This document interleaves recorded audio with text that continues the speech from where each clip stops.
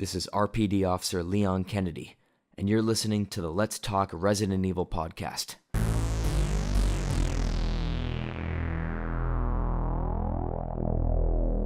What is going on, everyone? Anthony here, and welcome back to another episode of the Let's Talk Resident Evil podcast.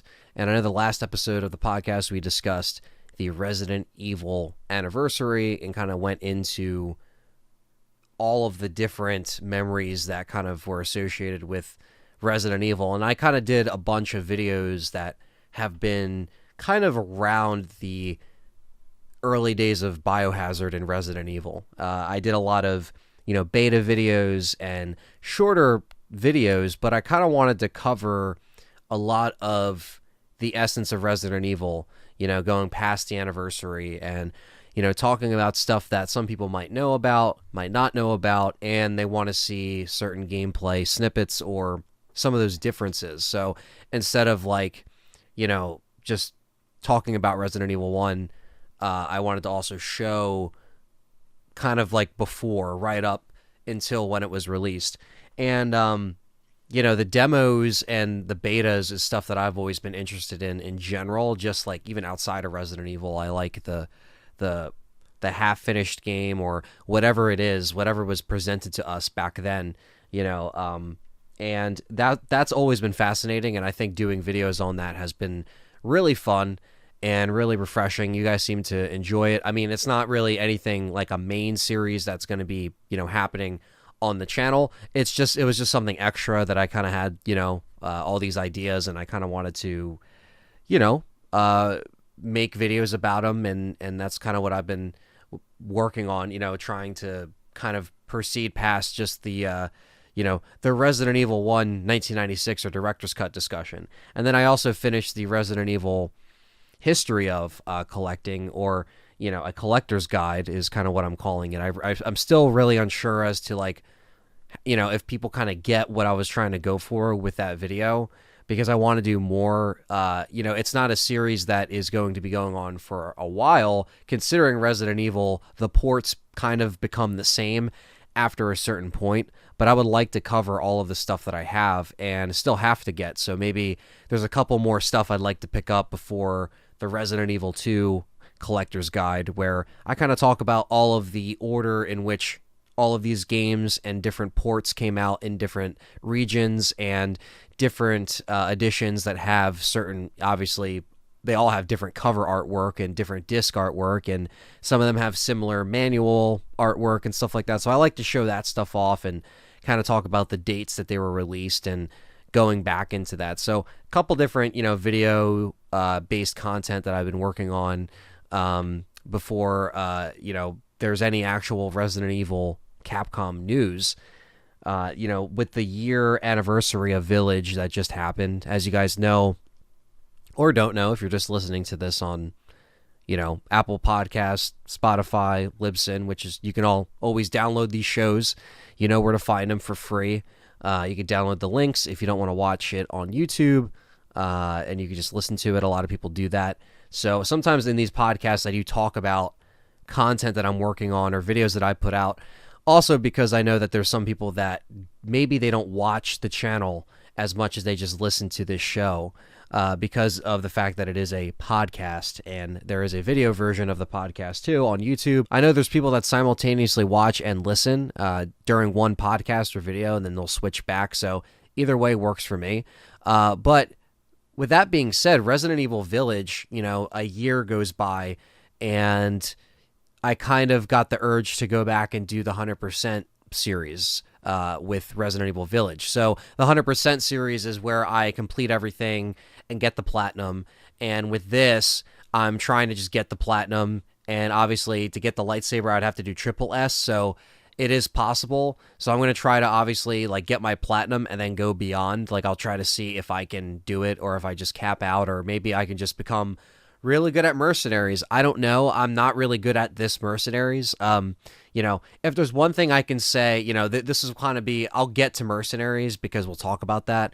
This is just kind of me saying, hey, these are the new series that have started on the channel, and, check them out if you haven't, because I like the idea of just trying to get 100% in all of these Resident Evil titles And they're great streams. Some of them are longer term streams because it depends on like the goal, or if it's a shorter Resident Evil game, like an older classic Resident Evil game, I will try to run through it like twice on a stream.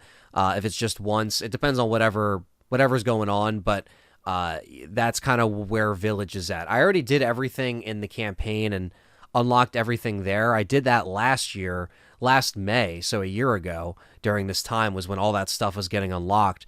And yeah, that's kind of where I'm at with that. I kind of just want to have the audience interaction, play mercenaries, and just kind of, learn I had to blow the dust off the game a little bit to, so to speak, in terms of like, skill and how it moves. And, it's been a while. And mercenaries is a lot more like faster pace because you have to do the combos, you have to get the abilities.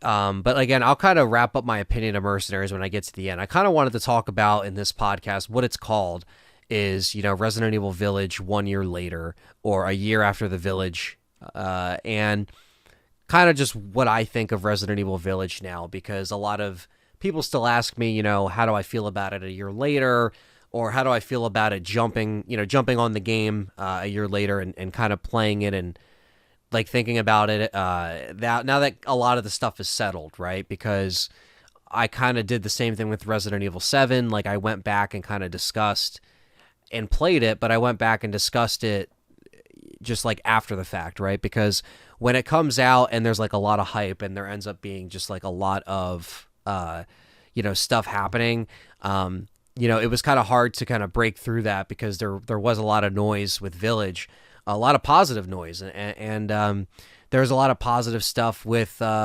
Reverse too. There's people that felt very positive about that. So to each their own. I just want to preface it by saying you can obviously feel however you want.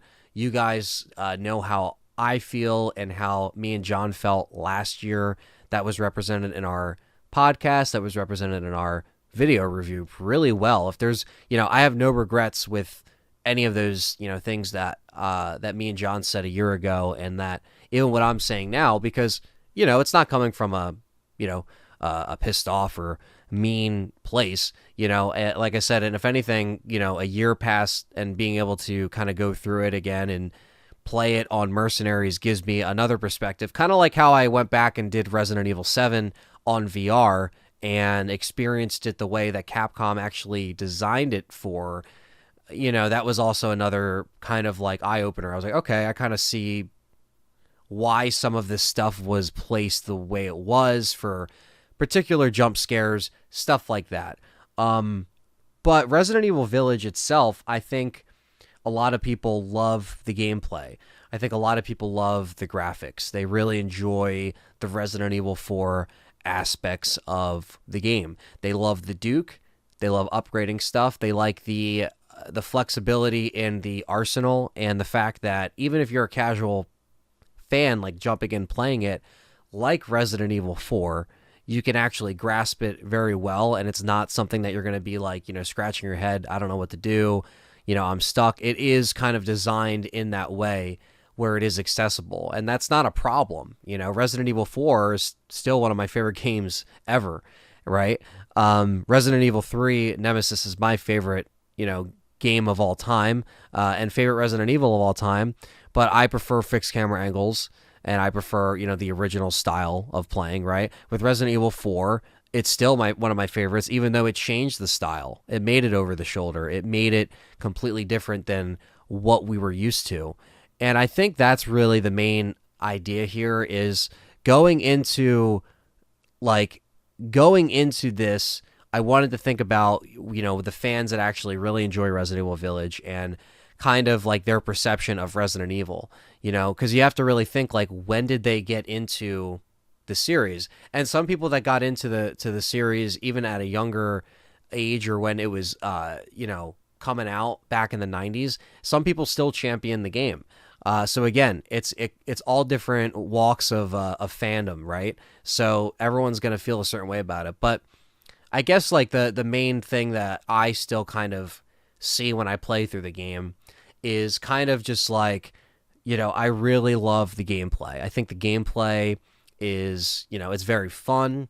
It's snappy. The first person, aspect, it works well. RE Engine, how it looks, how it sounds, how the detail is, it looked really good in Resident Evil 7. It looked really good in Resident Evil 2 and 3 Remake, and it carried on to Village with the current gen, graphics that are out on PlayStation 5 and Xbox Series and PC. A lot of people want to see an update for this. Maybe that might be for just higher frames, or if they wanted to, add more stuff in it. I think it looks pretty good. I think it makes sense that they're going back and doing 7 and 2 and 3. Obviously, they can, tweak Village if they want later, but I didn't really think it needed any kind of, adjustments when playing it. I thought it visually looked really good. I just think like the essence, with some of the Resident Evil stuff that I'll get into in a little bit, but I kind of wanted to talk about the side of Resident Evil Village where the enemies, like what you're facing, because I think like what you're up against in Resident Evil is crucial to the experience overall. I think what the enemies bring to the intensity, or even if there isn't stuff that's intense, they can still get you, right? Like there's always a sense that like, no matter how many times you played the game, they can screw you over. And, that was always kind of cool about the older style of zombies or BOWs that were a little bit different in their variations. They were a little bit different in their designs and a little bit more memorable. And that's kind of what made some of that stuff stand out. I think a lot of things with Village, with the different houses, where I like the ideas of some of them, I thought some of the ideas overall just were executed not quite to my liking. I thought a lot of the house with Lady D, I thought the castle was very short, and the boss fight was very short. I wasn't really a fan of her final design, but that's more like me nitpicking. If you even take away that and just say, how fast you can get through this. I think they obviously they made the game, they made the houses the length that they were, and then when they started to promote the game, they realized that Lady D was taking off a lot more than they thought, but she's only in so far into the game. If she were in it more, would it have saved it? I don't know. I mean, she probably would have been, the best of, I guess the best of those areas, and I still think it was. I loved exploring the castle. I thought that was really well done, and I thought that was great. I just wish there was more. Take Resident Evil 4 and Salazar's Castle. That section is a nice chunk of the game, and I think that would have been a lot more effective if they took that approach for Lady D and that whole house area. Now, Beneviento, I just thought that it was a little bit of a letdown. I know a lot of people got really scared. They got really upset at the baby. That was their freak out moment. I know that was like a stream highlight moment. I just didn't like it as much. It wasn't really effective for me. Because, and there are some people that say, oh man, there's not a lot of scary stuff in Resident Evil, but that was scary. And that's fine if you think that, you're entitled to that. What you think is scary is different than what I think is scary, right? Or what you've seen in horror is different than what everyone has different perspectives. Some people are just, desensitized. Some people are just jaded. Some people, we've seen, when you see a lot of horror stuff and you've seen a lot of the, the baby horror, the fetus horror, we played PT, we've seen Japanese horror, Korean, any kind of genre of these weird, fucked up, very strange looking creatures that, does kind of run in the culture with some of the different horror, because that's what makes the horror different, is you can see where those influences are, right? It just didn't really do it for me. And I thought that the fight where it's just run and then stab, and then run and then stab, and then run and then stab, and then that was it. I understand the whole house was a puzzle, and I get that, but I kind of wanted a little bit more from Beneviento. and it was very short. So regardless of like if you liked the baby and you liked all that stuff, I don't think that anyone can really argue that it wasn't short. But anything obviously can be down to a science. Once you know how to do the puzzle, it's clearly short. But why? Why can't it be? Because even Resident Evil 4, even if you know everything down to the T, some of those sections still take a decent chunk of time, or have a lot to it. Even if you're speed running, you're still there for a while. So I just think that like some of those design choices with the house I liked. I liked the puppets hanging. I liked it was clearly inspired by Italian horror as well, mixed with Dario Argento, mixed with Japanese baby craziness. There's a lot of stuff that goes into that horror stuff, and I think a lot of people find it creepy. They find it disturbing, and it's not like every day that you see a giant-sized baby coming down the hallway trying to, eat Ethan, and also, saying, Dada, and all that stuff. I get it. I get what they were doing. I understand. I get why, but I just don't. It just didn't do it for me. I didn't think it was that scary, and I know, but that's what people take away from it. They take away like that was, probably the more memorable moment, and I would agree. It is one of the more out there moments in there, and I understand that Beneviento was supposed to, it is psychologically fucking with Ethan, and I get all of that. Again, this is stuff that we kind of covered in the podcast, in the video review. I'm just kind of restating it because there might be newer people that are subscribed that maybe they didn't listen to the show or watch the review a year ago, and they might be like, well, what do you mean? This, and this is the reason why. I get the reasons why they're there. I just think that my overall thing with Village is just I have an issue with the houses and the actual story. But I'm kind of going house by house right now. But and looking at it a year later, again, this is kind of like me playing through it a year later and kind of getting how I feel. And if some things have changed, some things have stayed the same. I think Moreau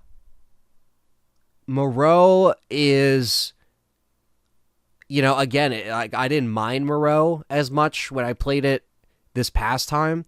I didn't mind Beneviento as much as I played it this time, but like I just didn't think that they were I still didn't really think that they're obviously less annoying because you're better at it, but I think with Moreau, I think that is they had something going for it with the fish monster or lake monster, and then that's like that's his gimmick, right? Like that's where he is in the village. So I think that there is a lot more that might have been here with these house leaders as far as like trading off conversations, fighting with each other. But the Moreau fight I still like. I actually don't mind the Moreau boss fight. I didn't really think the boss fights were that bad. I think probably the worst boss fight would probably be, I would say Beneviento, because that's barely a fight. At least Lady D, you have to snipe her when she's flying away. And obviously, Heisenberg being the big ass, metal object, fueled monster that is, pretty much almost near impossible on Village of Shadows. But, it's a bitch. Like, I remember streaming that and I was like, what the fuck? Like, this is really hard. But again, I didn't mind it that much. Like, I think Simmons in Resident Evil 6 is worse than Heisenberg, So I didn't mind Moreau, and I didn't mind Moreau when I first played it. I think I minded Heisenberg and the Factory a lot more last year. But I think this year I didn't mind their fights as much. Now, innovative-wise, I didn't really think it was that innovative for Heisenberg. I just thought it was just more of like, he's like doing all these crazy telekinesis shit. And I didn't think Moreau's section was that bad, but I just, again, I understand like the kind of character that they were trying to make Moreau. And when you get into the, the Heisenberg like factory, because Moreau is pretty good. I like the environments. I like the maps in there. And I like the stage where you fight him and you have to hide from the acid bath. I didn't think that was that bad. And then it goes into, Heisenberg kind of leading you along into the factory. And the factory, I still kind of feel the same about the factory. Like it's easy to get lost. It's a lot of it looks the same. I'm really not a fan of like the factory enemy designs covering the heart and the propeller man and like all this stuff. I'm just not a fan of it. I like the Heisenberg fight out of all of that, I guess, like if I had to pick one. But I would say like, the Miranda fight is probably still my favorite out of like all of them combined, just because I like that stage. I like how it looks. I like her transforming, into like all these different things, and all these trees are everywhere, and so yeah, I would say the Miranda fight. But with Heisenberg though, that was one thing where like I kind of wish they took his character and said, you know what, let's team up with Ethan and let's actually take down Mother Miranda, because I feel like that's what would actually happen. I feel like this like hatred for whatever, like I feel like that would have eventually been like, okay, listen, you killed 2 or 3 of us already. It's just me and Miranda. So why don't we just like strengthen numbers, like 2 against 1? Let's fight this thing. But I understand that they wanted to kind of wipe the slate clean of all. I mean, he could have died by Miranda. He could have helped you, and then all of a sudden he could have died at the very end. So no one would actually be left alive, because they didn't want that to be the case here. Besides just Rose being the one that was kind of from all of that, and obviously like having different perspectives on how they could have handled Chris and Mia. I'm gonna get to all that stuff. I kind of wanted to cover the houses and the main stuff that I at least liked and didn't like from those houses, because that's really the core of the game. The village is those 4 pillars, those 4 houses. That was the core of the game. And there's sections where, while I liked one over the other, like I said, I think some of them were just kind of like not as memorable in my opinion. I just didn't think a lot of them were as memorable. But I understand if you like them. I understand if you like, Beneviento the best, right next to the castle, right next to Moreau, right next to Heisenberg. I got you. Like, I understand why everyone can like a little piece of this game overall. But that's what makes us, individuals. And, everyone always has a favorite Resident Evil game, or a different, favorite section, or a section they can't stand, right? Like a lot of people say they can't stand the factory. Like at RE4, like I can't stand the mine carts, but I still like it. It's still one of my favorite games of all time, but I could still say, hey, I can't stand, this section, even though I played it a million times and I know it like the back of my hand. You know what I mean?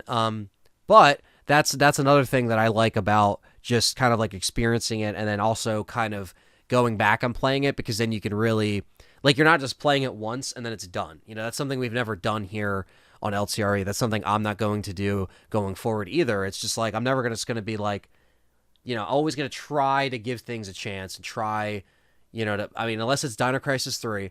But other than that, there's certain chances that, you should give. And I think Resident Evil Village is still, it's not a terrible game. I think the gameplay and the gunplay and the equipment you can upgrade and the arsenal, like everything at your disposal is really good and addicting to upgrade everything. And it's always great to go back on New Game Plus and unlock a bunch of stuff. There's pretty good replay value just in the unlockables and the achievements themselves, achievements and trophies. Obviously, we didn't get any additional content yet, but I'll talk about that towards the end. The big thing here is, what do I think of, how Heisenberg led into Miranda? I thought they should have kind of teamed up to do that. Now, how Heisenberg kind of, died and that wraps up, it just kind of happens. It is fulfilling when you beat that fight on a harder mode, that's for sure. I don't know if that's a good or a bad thing, because it's so fucking frustrating just shooting that turret gun. But again, the Mother Miranda fight, the finale, once the Duke drops you off and helps out Ethan, and I know the Duke was originally supposed to be a house leader. I thought he was very well done. I actually really enjoyed how they baked him into the story, and they kind of made him help out Ethan. And I think if they did Resident Evil 4 remake, like with the Merchant, kind of implemented into the story a little bit more, that would be really cool, and I'm all for it. Now, my biggest thing with Resident Evil Village is, let's get into, the whole Chris Redfield situation and him not telling Ethan what was going on with Mia, and how he was living with someone who wasn't Mia, and how he did not explain this to him. And, Chris Redfield obviously has a little section there at the end of the game, but I was kind of hoping that we would play as, Chris a little bit more, or if we weren't going to play as Chris for that long, we would have at least seen him more. And I think they didn't really do Chris Redfield his justice in this game. And I would even argue, and Gowdy's going to kill me, if I say this, so I got to be careful. Shout out to Resident Evil Challenger. I'm going to the UK in a month, and I'm afraid if I say this, he's going to smack me silly. But Resident Evil 6 Chris, I think, was done wasn't done well, but he was done better than Resident Evil Village. That's not saying much. I'm not saying that Chris Redfield was good in Resident Evil 6, because I think that he was piss poor compared to even Resident Evil 5. So I don't want that to get twisted. But even in Resident Evil 6, he was at least there. He had his own campaign. He was present. But this, no. This just kind of seemed like it was like, a very just kind of phoned in performance of just putting in Chris. Now, I do like his design over Resident Evil 7. I know that they fixed that for fans, because fans weren't really happy with that, and I wasn't either. He always struggles to look different each time. He doesn't struggle to look different each time, because they always change up his art design. So it really comes down to, a couple things that I think kind of affected it for me, was how they handled Chris Redfield and how they kind of like phone in Miranda and Spencer. I thought the file that you got when you unlocked everything as well in the main menu that you can read to, it was all misspelled, and it was just a very kind of like a post update as to what's going on, and BSAA kind of being involved. But a lot of that stuff kind of happens, and then the game kind of ends. That stuff, it would have been cool if we kind of saw some of that stuff unravel during the gameplay, or maybe while Chris Redfield was around. Maybe BSAA, soldiers, or these like super soldiers entered during the game earlier, and then it kind of set up time to establish it. Now it's just kind of like, how did BSAA get to this point when it wasn't supposed to be like this? It was supposed to be against, everything that we've been fighting for in all of these Resident Evil games, and it kind of fell kind of weak for me. I didn't really think that was a strong section of the story. Even Resident Evil 7, Chris, with working with Blue Umbrella and everything like that, it didn't really, gel with me, and it didn't really, I don't know, I just thought it was kind of like forced.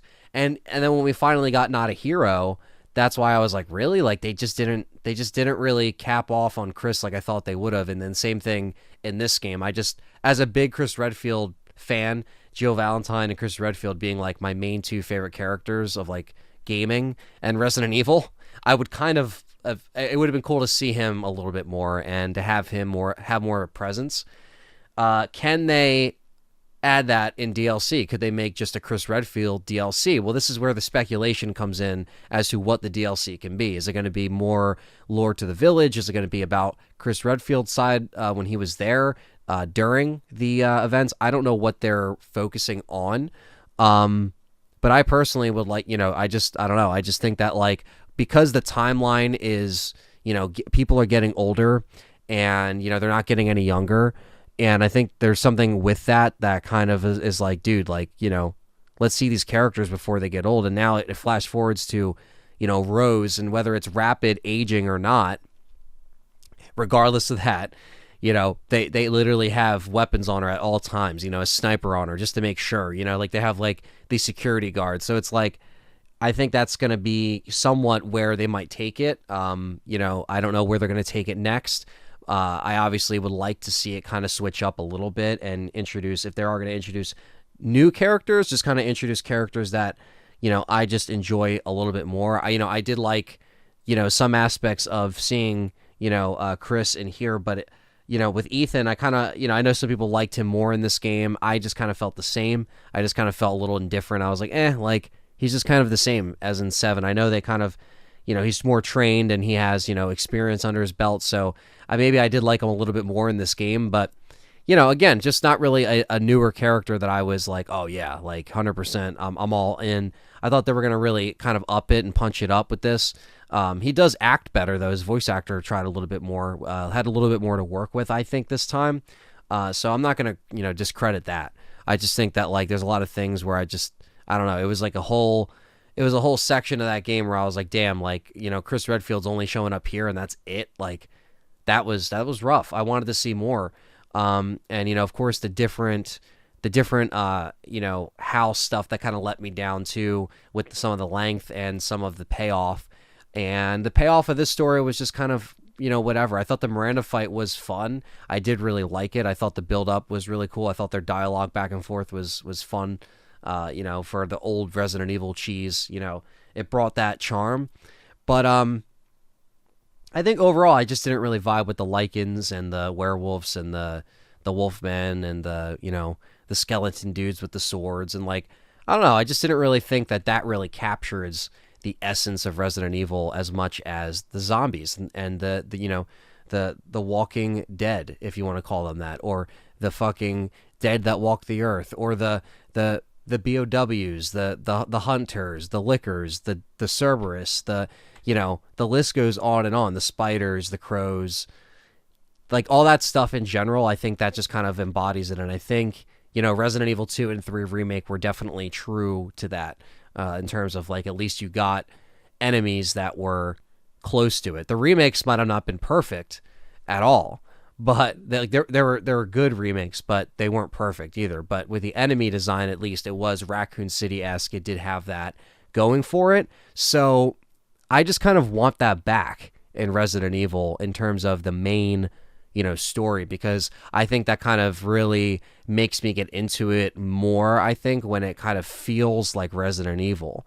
This kind of feels way more action-packed than 7. It's less horror. Overall, I do like Resident Evil 7 over Resident Evil Village, but not by far, but I think I do prefer the setting overall, that it was, scaled down a little bit. Even though I don't like the Bakers as much as everyone else, I still kind of liked at least the horror influences that kind of went into Resident Evil 7 a little bit more. But even then, I wasn't really vibing with the Lycans and all that stuff as much. So when I look at it from the rear view, going back and playing Resident Evil 7 and Resident Evil Village post the Village released, I can say that. But again, I'm still not the biggest fan of 7 either, but I can kind of pick what I prefer. I know some people will prefer, I think the gameplay is better, when it comes to Village. I think the overall gameplay was in first person was perfected, especially with the arsenal and with the Duke and everything like that. But I just like the setting overall in 7 that kind of gives it a little bit more of a bump up for me. But again, I have my issues with both games, but you like what you like, to each their own. That leaves Mercenaries that I'm currently, still playing. Mercenaries, I always liked the older renditions, a lot better than what we got here in Village. I like all the other mini games. I love Extreme Battle Mode. I love the Battle Mode on Sega Saturn. I love Raid Mode, but I just don't know if this is the, I don't know, this Mercenaries mode. I just don't know really how to feel about it. Like it could be, fun somewhat, but I just kind of miss, the options of at least having, a couple different characters to choose from. And, like I wish some of the maps, I don't know, I just wish that they kind of like, they didn't do that whole repeating maps and then doing it backwards and then forwards. Like I just kind of wish they kept it like the Mercenaries modes, where it was either one map and then you have to work your way back, or Resident Evil 4 and 5 style, where there's just, segments of stuff, or Raid Mode even, has, more of those positive moments in it. But overall, the Village Mercenaries, I'm not too crazy about it, but it is somewhat fun. It's not a terrible waste, but I just definitely think it's my least favorite rendition of the Mercenaries. Now that leaves us with downloadable content, or Reverse, which has been delayed since last year, and it's promised to get released this year, and it has an ESRB rating on Stadia, so that means that it is coming sooner rather than later. Now, is Capcom going to put this out all together, or are they going to put it out separately? Who's to say? It's supposed to just be a multiplayer versus counterpart to Village included, but it has been delayed. But it is apparently getting rated for Stadia and maybe other consoles right around the corner. So that may show up first, and then as far as story content DLC, man, I really hope they do Chris Redfield. I really would like to see more with that, or if they're going to talk about more lore with the Village, they could do that too. Maybe something that happened before the events of Village. You know, there's a couple different things that they could actually explore.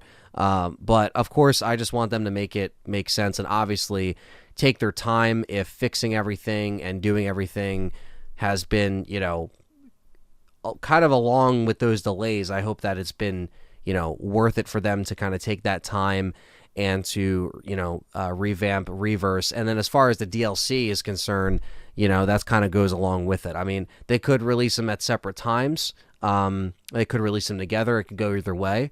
But regardless, I think it's been a year, so a lot of fans are kind of waiting for some kind of announcement or something.